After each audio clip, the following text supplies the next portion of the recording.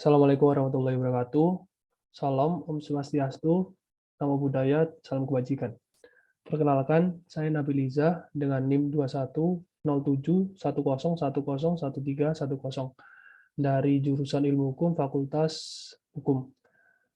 Eh, di sini saya akan mempresentasikan hasil hasil karya artikel saya dengan judul Lemahnya Penegakan Hukum di Indonesia.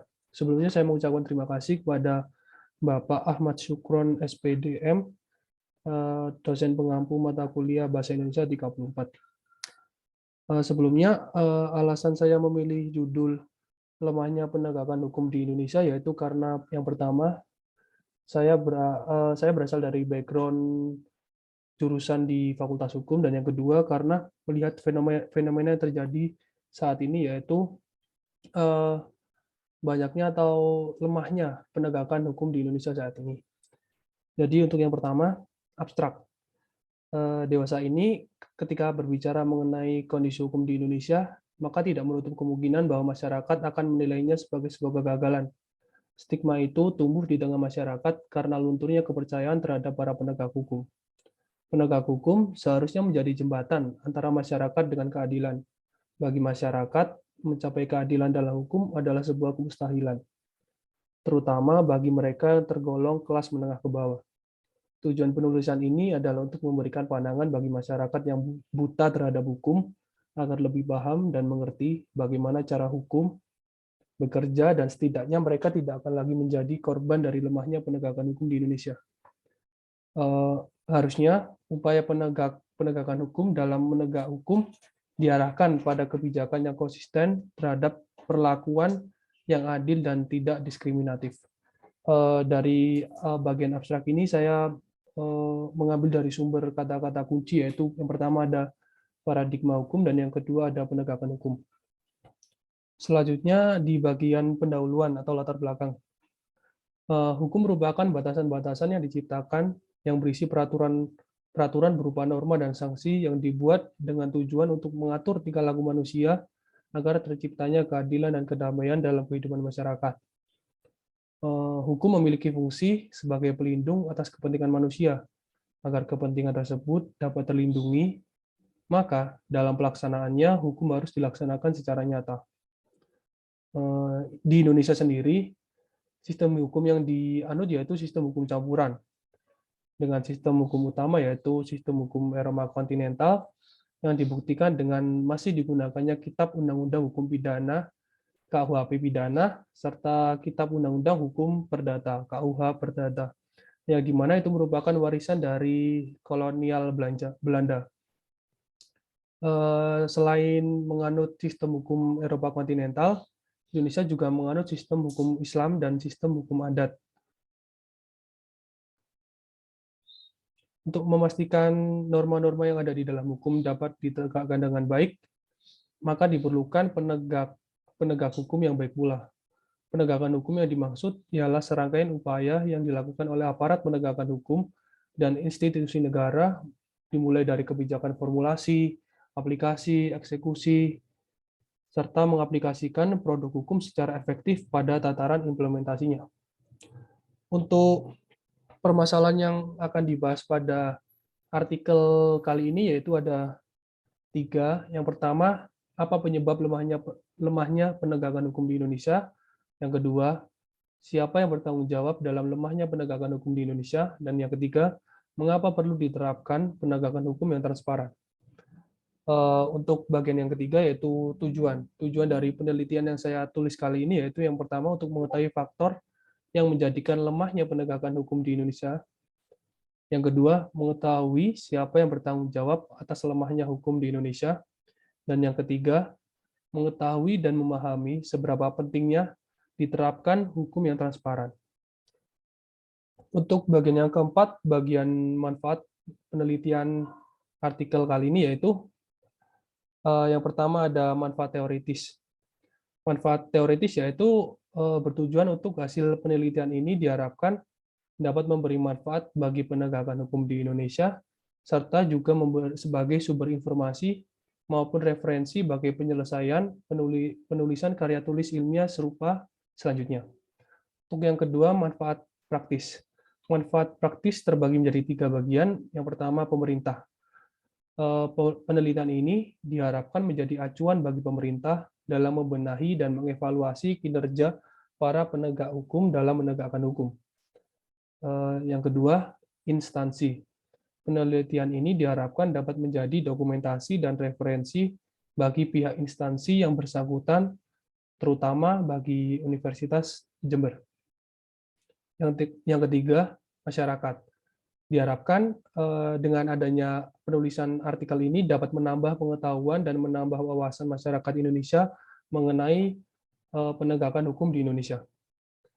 Untuk bagian yang kelima, yaitu bagian landasan teori. Di sini landasan teori yang saya gunakan yaitu money politik, karena pada dasarnya lemahnya penegakan hukum di Indonesia itu sendiri dikarenakan masih berjalan dan masih tumbuhnya politik uang di negara ini. Karena ketika kita memiliki uang, maka kita bisa melakukan suap, kita bisa melakukan sogok, dan lain sebagainya. Untuk yang pertama, definisi money politik. Money politik dalam bahasa Indonesia adalah suap, yang berarti adalah uang sogok. Politik uang adalah pertukaran uang dengan posisi, kebijakan, keputusan politik yang mengatasnamakan kepentingan rakyat, tetapi sesungguhnya demi kepentingan pribadi, kelompok, atau partai. Dengan kata lain, politik uang ini yaitu untuk kepentingan sendiri, menggantikan uang, menukar uang dengan posisi atau kebijakan atau keinginan demi keuntungan pribadi. Selanjutnya, politik uang adalah suatu upaya mempengaruhi orang lain atau masyarakat dengan menggunakan imbalan materi. Maka, politik uang adalah semua tindakan yang disengaja oleh seseorang atau kelompok dengan memberi atau menjanjikan uang atau materi lainnya kepada seseorang dengan tujuan tertentu. Yang kedua, faktor-faktor yang mempengaruhi terjadinya money politik. Di money politik sendiri ini terjadi karena adanya beberapa faktor.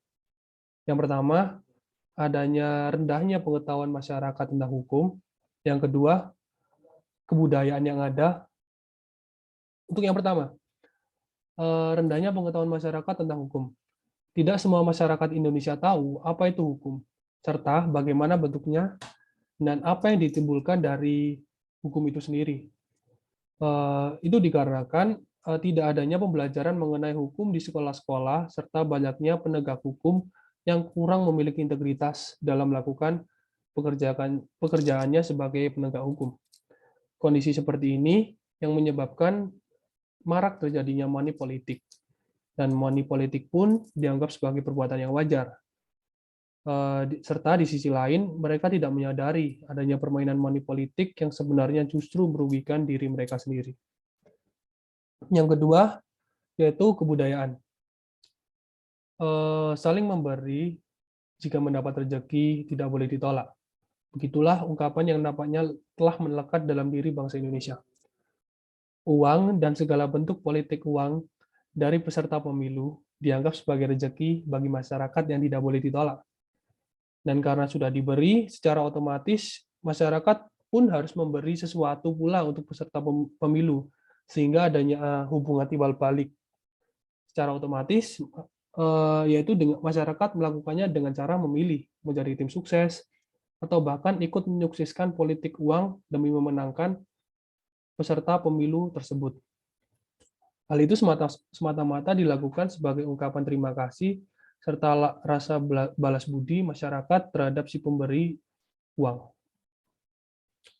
Untuk bagian kedua, bab kedua, yaitu pembahasan faktor penyebab lemahnya penegakan hukum di Indonesia. Masalah terbesar dalam penegakan hukum di Indonesia saat ini yaitu berada pada sistem hukum itu sendiri, bukan dari faktor eksternal lainnya, melainkan dari faktor internal. Ini dikarenakan karena lemahnya kualitas sumber daya manusia dari penegak hukum. Dengan demikian, peran yang diemban oleh setiap para penegak hukum itu menempati posisi yang strategis guna terlaksananya hukum yang adil. Undang-Undang Nomor 28 Tahun 1999 tentang penyelenggaraan negara yang bersih dan bebas dari korupsi, kolusi, dan nepotisme atau bisa disebut dengan KKN, telah menetapkan beberapa prinsip-prinsip dasar.